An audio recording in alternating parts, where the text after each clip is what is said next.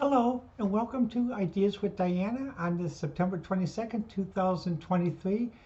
This is episode 617. For today's topic and podcast, I'd like to talk about a recent article that I had published in 2600 magazine. This is called How I Became a Hacker, and the article is on page 26, 27, and 28. And the bio reads, Diana K is currently a retired executive medical researcher and Arduino enthusiast hobbyist. During her retirement, she works on Arduino and other projects and also does podcasting. It's available in stores as Barnes & Noble and other bookstores. And this is the fall 2000 issue, volume 42, number 2. $8.95 in the US, $10.95 in Canada. Second topic I'd like to talk about is that I still think the best policy is trade, because basically what happens. So what is a better policy than trade? Because basically when we trade with each other, we do a lot of things. I mean, people are made happy, other people are made happy, and sometimes we can have politics go too far, and that's why I say that's why I say trade. That's why I say trade is the best policy, like that though. So I still believe that trade is the best policy, and it is important that we do that we maintain trade. For this segment, I would like to talk about the article that appeared in 2600 magazine, volume 40, number 2, on how entitled "How I Became a Hacker." I used the pen name Diana K because sometimes people have trouble spelling my last name or pronouncing my last name, so I just shorten it use it by the first letter. But when we look at the article, let me just read the first paragraph for you. Some may think that a person becomes a hacker by learning how to become a hacker.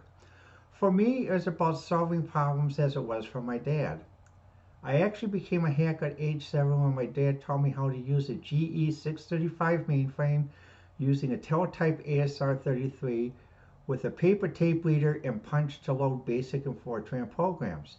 He also taught me how to program an IBM 404 plug programming computer. Let me get that out and show you that. Just a minute. Hold on.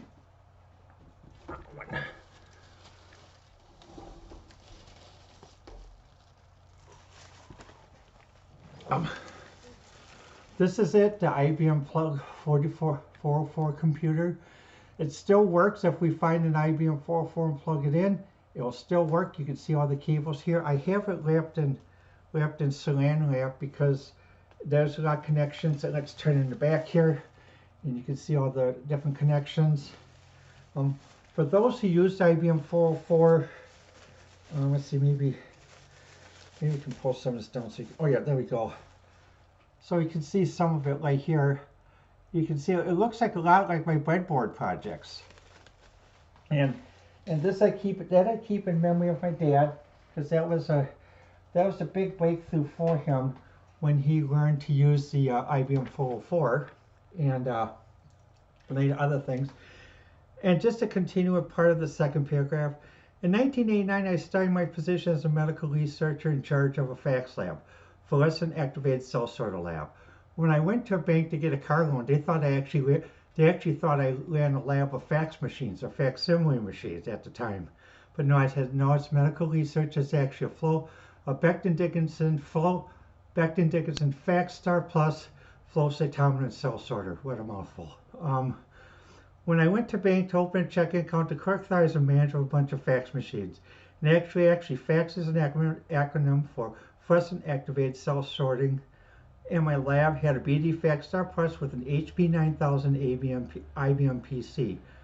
I watched Real Genius that year and was surprised the same equipment was used in the movie. The purpose of the machine, in quotation marks, or space shuttle, in quotation marks, as it's called where I worked, was to collect data from blood samples. The machine was like a water microscope with cells passed through a column and was sampled via laser beam with 5 parameters corrected then. Now it's about 22. Then the data would be put on an IBM on an HP 9000. The issue that existed was that the HP 9000 used a specialized 3.5-inch disk, and the disks were not easily translatable to an IBM format. Also, the HP was the only computer for processing and analysis. Well, now, when you think about this, this presented a big problem. As you read the article, you'll see how I solved this. So I like to welcome comments on those who have a chance to read the article. And remember, you can reach me at Twitter or X at Diana1A. And we'll move on to the next segment. In this next segment, I like to talk about the benefit of trade. The benefit of trade, the reason why I feel trade is the best policy is because simply, when people trade, you know, everyone's happy. The people make the product, the people buy the product, people can get stuff done. It's like what I explained to a friend of mine. He says, well, you know, how do you do all this unlimited budget you have? And I sort of say, well, thank heavens for AliExpress. They've been great to me. I mean, basically, I'm a platinum buyer. And also, you know, they get all my stuff to me within 14 days. You order at least $5, you get it in 14 days. And even when I don't order $5 worth, they still send it to me right away. Or if I order small packages, like I did before, they put them in multiple packages like this, and it comes right through here and gets right to me. And this is a power supply that I bought from them. A switchable 3 to 12 volt power supply, which is nice to work on my function boards. And what happens? I buy from other vendors as Jameco, DigiKey, and Mouser. That though, but you know, but the biggest thing though is, you know, sometimes I can't find what I need to find on one vendor. So I'm glad that there are multiple vendors, and also I'm glad that like I said, you know, I have a choice, because sometimes when you really look for certain chips or something, you could go on the internet and type, and it's like, you know, you're looking for a 74181, and you can see something like on some bid site, $22 for a 7181, and you can see another site that says $6, another one that says $35 or something, and then you go on another site, you like to go to other companies sites like AliExpress, or you find them for 80 cents. Well, you know, the thing is, when I do my research and development, I'm in retirement right now, so I have to watch my income, and what happens, it really helps me extend my income. And the vendors I buy from are all vetted, and I'm doing the same thing that many U.S. companies do. Many U.S. companies buy stuff that through China that are made in China. Even like one wire lap tool I bought is made by a company in the United States, but is actually manufactured at a plant in China and shipped to me from a warehouse in Los Angeles. So since we moved so much of our manufacturing, you know, trade is the best policy. But you know, the thing is, what we have to realize is we are now an independent world society. We each rely on each other. We just can't say, well, okay, we're going to cut off your supply of chips and say, oh, you can't buy from country X. Well, ask people who own cars with computers and displays on them, and it's like, take the car shop. Well, you know, it's an easy fix. We just need this little IC here, and we can fix it. Great. Well, problem is there's an embargo. What do you mean embargo? Yeah, well, if you're willing to pay $300 for this chip, we can put it in. What? The chip's not worth $300. I looked online, and it says I could buy it from a tech place for $100, for $1. Well, yeah. Well, if you're willing to buy 500 at a time, wait 6 weeks and pray, you know. So that's why we need to really be thinking about how we do trade and foreign policy. We got to realize we are independent, and also, there's some things I saw that I'll address in another segment about comedy segments about foreign policy, which when I first saw them are quite humorous. And the commentator was fair to say, well, please, to those who may be sensitive, this you may wanna come back in a few minutes because basically, but I'll address that in another segment. But I still think trade is the best policy, and I still think when people try to do things like Animal House with Dean Wormer, you're under double secret probation, or like sometimes with misuse of sanctions, you're under double quintuple secret probation, which means probation 9 times over on that though. I mean, if someone hasn't gotten the message with 9 times probation or double secret probation, they're not going to get the message. Who's ever doing the double secret probation acting like Dean Wormer, like the Deltons at Animal House, your approach is wrong. Also, the administration of university is wrong. You need to change your thinking, or like even on the Doctor Who episodes of Full Circle and Warriors Gate. Um, infinite procrastination through committee does not work. I'll say this again: infinite procrastination through committee does not work. Are you listening to those who still practice that? And in Warriors Gate, even those who had the power and acted as aggressive colonialists in the past, your people who use aggressive power, no abusive power, eventually it comes back to haunt them because as is mentioned in Warriors Gate, which is from an old English story, I think, by Chaucer, the weak enslave themselves. The weak enslave themselves, which is why colonialists are enslaving themselves today, when African nations have the right to say no and have the right to, and are finding the power to speak up, the power to say no and the power to speak up. So again, what do? Trade is the best policy. When we trade with each other, we get more things done because people who make things, people who sell things, they're pragmatic. They don't care about having an extra Corvette in the garage, or they don't have about having another Maserati. They say, look, I'm interested in making a project, just like this. Um, this is an educational computer. I'm interested in making a project. I need to get this done. I need a power supply. I need an ALU. I need dip switches.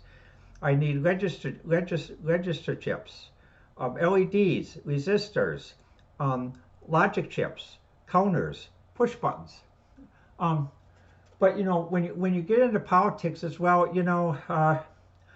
well, you can get this, but you gotta buy it through my friend, but you gotta pay me a finder's fee. Maybe as I've heard on news of some things about mentioning some people being paid in gold bars and about corruption scandal. Oh, good God. That's why trade is the best policy, because we stop all this corruption and other stuff, because people make stuff, they don't do that. When I buy stuff from AliExpress, I look at the price, look at the quality, meets my price quality. They can get it to me here. Great deal, sold.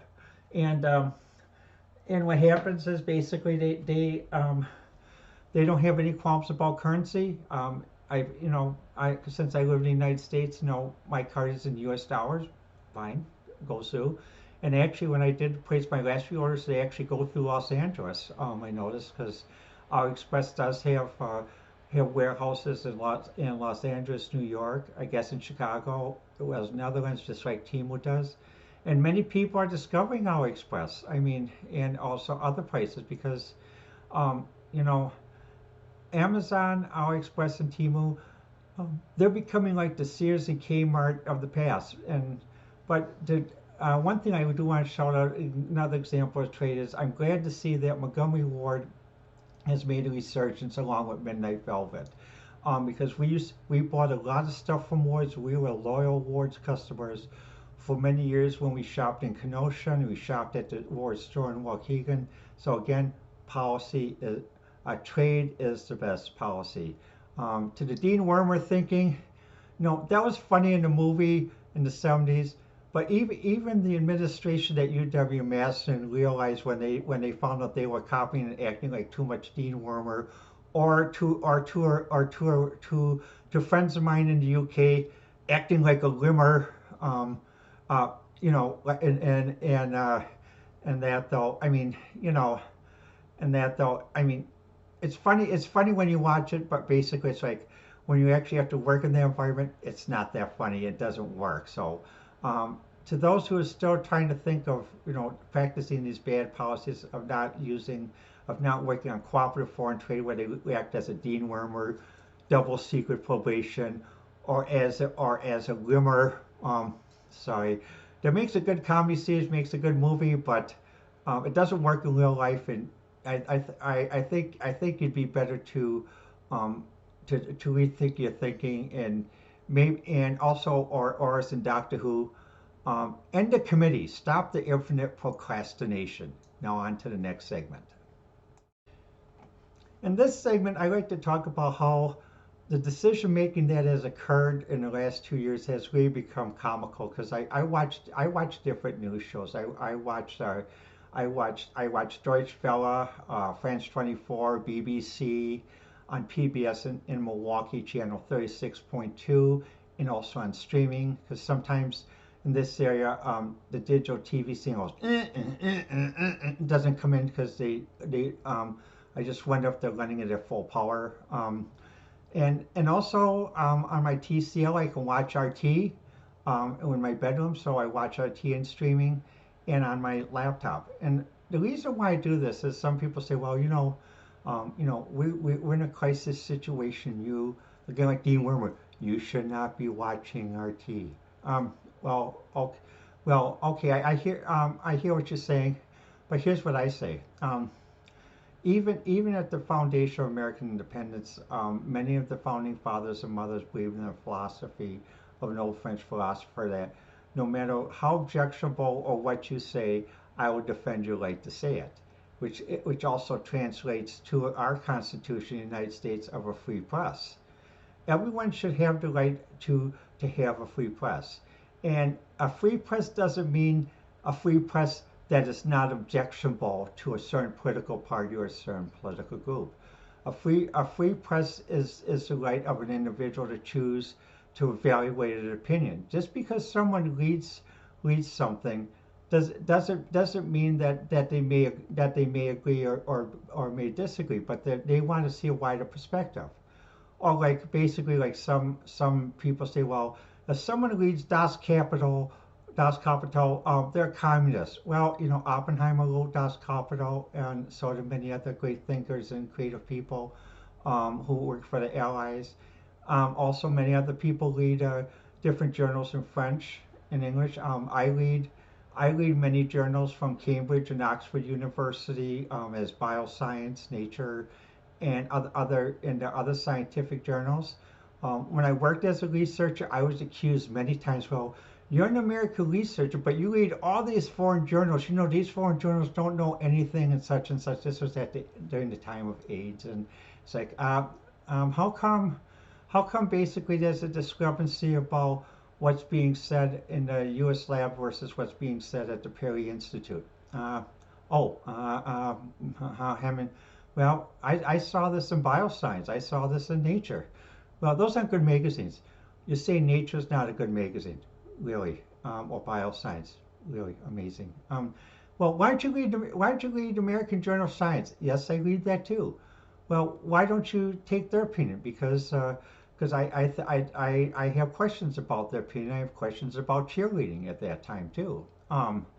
So I always kept an open mind, although as a researcher I was really chopped to the bit about it. Even, like, at the time when I was a researcher, we were working on one project, and it was a concern we had, because what happened with the one project that we were working on is, I could see the thing about induced apoptosis, and this is a book called When Cells Die, by apoptosis, by Richard Lockshin, Zahara Zachary, and Jonathan Tilley. And it talks about cell death, themes of protein cell death where mitosis is high and evidence is desirable, cell death in long-lived cells, and the clinical relevance of apoptosis. And this has a lot of research from about 92 and also earlier, but mostly from 92 onward. But when I started talking about this and noticing this in research that we were doing in the last project in my lab, I was accused of drinking too much New Coke. I was accused of reading too many science journals and being afraid or leaned over to their point of view. It's like, in science is science. Just to give an example, the law of gravity doesn't care if you're Russian, European, or American, or Chinese. Again, the law of gravity doesn't care if you're Russian, European, German, Chinese, or American. The law of gravity is law of gravity. If I were to do this over in Russia, law of gravity still works. Over in China, law of gravity still works. Over in Europe, law of gravity still works. But I wonder what they'd say in Brussels. Would they have a big committee meeting about this?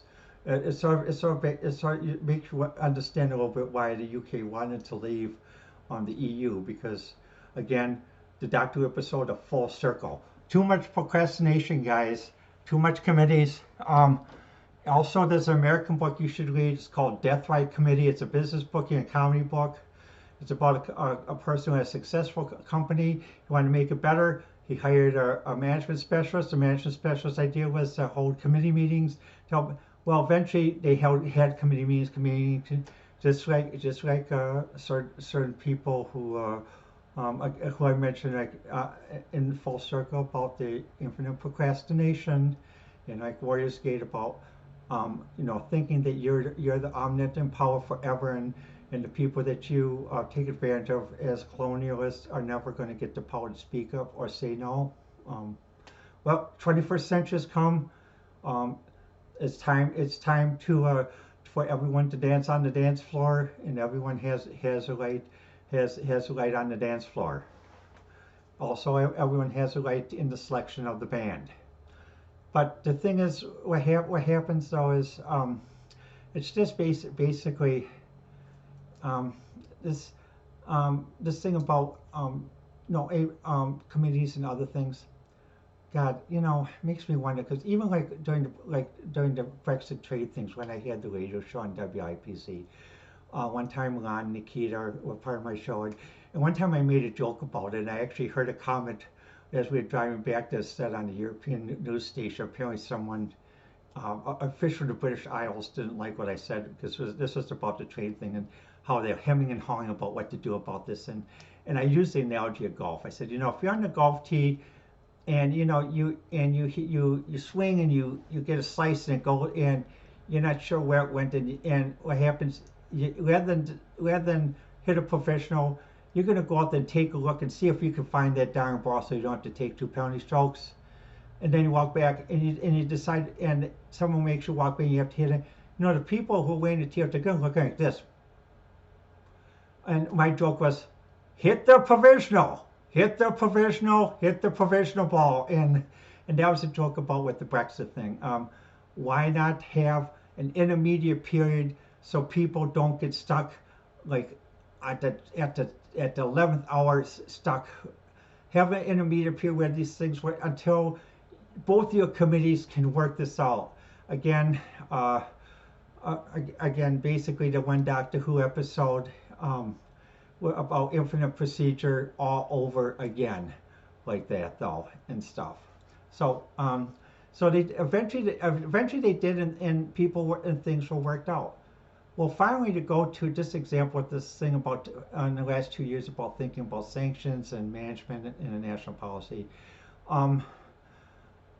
RT showed a thing that's generated as an AI generated video about the sanctions, and it showed like different world leaders, one pounding the head against the wall and going, one with the big pad going like this, and another one looking at the tablet trying to figure out what the Twitter feed is.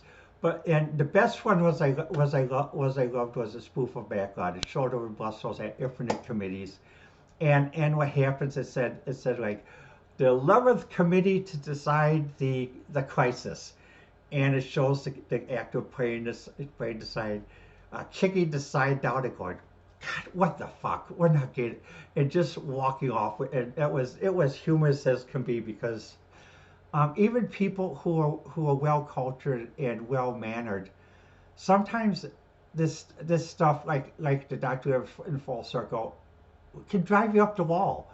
And one thing I was thinking as a practical joke, I don't know if I would do it, but what I would do is, as a practical joke, is I would send an episode of Full Circle to Macron, Van der Leyen, and the President of the European Union Council, as well as a gift card for Haagen-Dazs ice cream, and ask them to watch it with a letter explaining to them that um, we really need to think a different way. And but I don't know if I send it because nowadays um, the liberal media and the liberal society is so stoic. It reminds me of the movie The Spy Who Came In From the Cold, with a liberal librarian from England thought she was going to go to a youth conference in East Germany, and when she got there, she found out her East German friends, liberal, they're supposed to be more liberal than Britain at the time, but actually communists were very stoic, like, well, as a good communist, you should know this. And it's like, and so, I mean, I don't,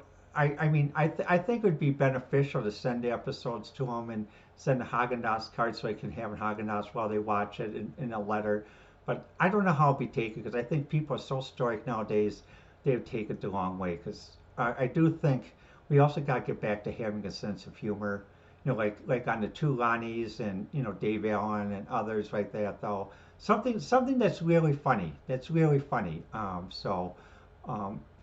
but just if you do get a chance to see this chat thing on RT, it's pretty good. And the last part of the RT thing, where they showed this chat, it showed the sanction board where someone was doing a wheel forge with the sanction board, spinning with the sanction. And it was like, which country will we sanction today? So they spun it, and the board stopped at Antarctica. Well, technically, Antarctica is not a country. Antarctica is supposed to be a protected, non nationalistic region. But it showed a bunch of penguins watching RT on the TV, and so the TV going after it was sanctioned. You know, people are intelligent enough to make those decisions. They're intelligent enough not to be manipulated. Um, this isn't the 1930s where many people did not have an high school education, and many people did not know the difference between different ideologies. If you give people a chance, they will do the right thing and make the right decisions. But when you act like Dean Limmer, um, or the triumvirate committee, I am decider Logan, I am decider Smith, I am decider Johnson. Of course, the people are going to revolt, and also they're going to find ways to go around your sanctions and go around Watch RT and other places. So again, trade is the best foreign policy, and what happens, I do think, um, from the last 2 years, there has to be a different way of thinking because this thing has gone on way too long.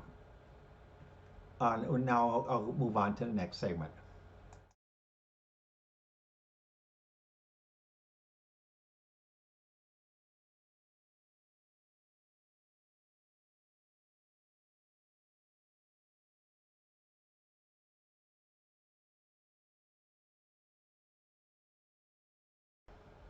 In this concluding segment, I just would like to summarize.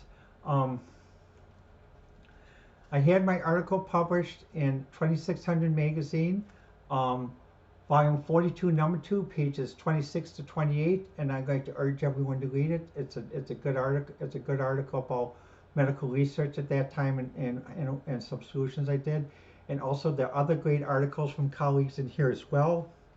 Um, Now, just I shouldn't have to say this, but based on current society and education, this is a traditional journal. So, if you're looking for a lot of pretty pictures, this is about content. This is about content, ideas, and other things. So, not a lot of pretty pictures.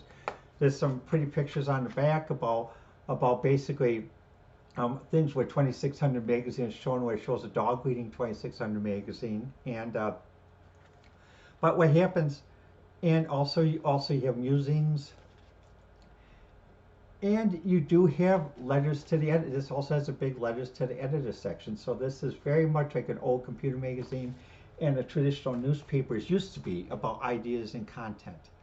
Regarding the chat AI thing that's shown on RT, regarding the thinking done during this crisis, I do think it's humorous, and because basically it does show that basically the common, what they call common groupthink exercises that people overly rely on to do things. Folks, groupthink doesn't work. If you want groupthink, to those of us who are Doctor Who fans, if you love groupthink, join the Daleks or the Cybermen. We're not Daleks, we're not Cybermen, and to those of us in the United States who are Star Trek fans, we are not Borg. We are not Borg, but to group thinkers, they think everyone is either Dalek, Cybermen, or Borg. Nope, sorry, we're human beings. We have our own opinions. We have a right to say no. We have a right to speak up. And just like the African nations have discovered, they have a right to say no. They have a right to speak up. And they have that because they have trade and they have their own wealth and they control their own resources. Trade gives greater freedom. And that's why trade is the best foreign policy. Well, let me know what you think. I'm available on Twitter at Diana1A. Also, if you go to my website, KARTMEIS, I'll put the link in the comments section. It's run by Vix. There's also a comment box inside there, and I'll add that later after the show is posted. I'd like to thank you for watching Ideas with Diana, and remember, don't let anyone block what you listen to. Don't let anyone put blinders on you. Don't let anyone block what you see. Don't let anyone block what you can say. Don't let anyone block what you can read. And don't let anyone block what you can buy. It's your money, it's your money, it's your money. And finally, keep safe. This has been Ideas with Diana, episode 616.